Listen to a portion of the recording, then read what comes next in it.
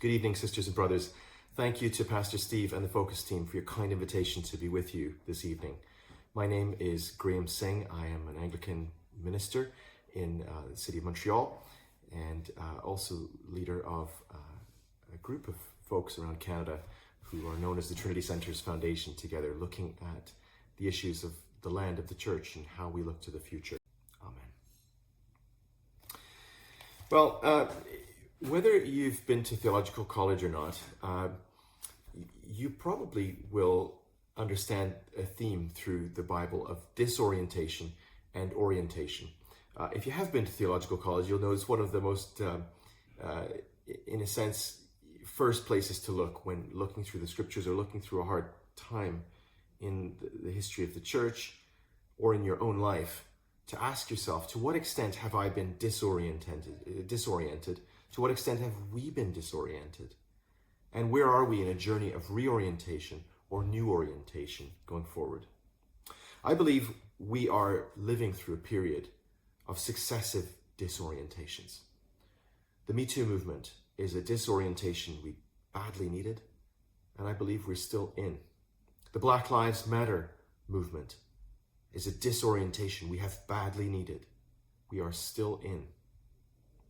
The pandemic, someone said to me recently, in some ways the pandemic is like planet Earth vomiting. Of course, there's so much more to the pandemic, and I don't mean to suggest that I understand all the scientific sources of it, but in so many ways, so many of the things we've known need to be adjusted have been force adjusted through the pandemic.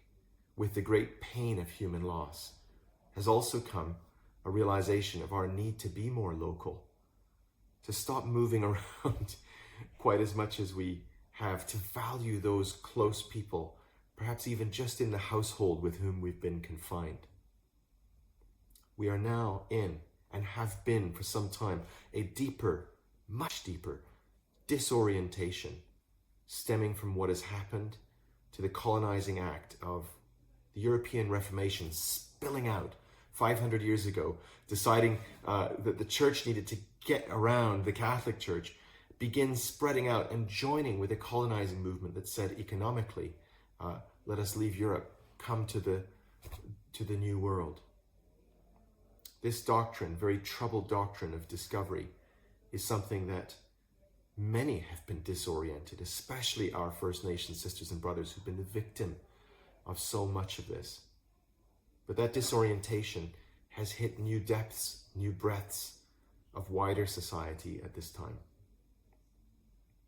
In some ways, we want to go, don't we, from disorientation to reorientation and new orientation quite quickly. We'd rather hear perhaps a sermon like this one and say, "Thank you very much, Pastor. I think I feel much better now." I hope that hearing those words from the book of Ephesians, that we may be rooted and established in love, to know how wide and deep is God's love. My prayer and hope is that this is deeply reorienting for you at a time like this. Yet at the same time, that you and I would not escape this moment of disorientation, that the Lord may have provided for a deep shaking and a deep turning of our nation, turning of our church. And perhaps it begins with the turning of our own hearts, ourselves, you and me. I think of some of the German theologians having lived through the Second World War and waking up to the atrocities that happened. I think of the liberation theologians who looked at the excesses and great abuse of other parts of the church at those times, particularly in South America. And I think, where are we in understanding how far we've gone wrong? I begin in my journey of thought with the European Reformation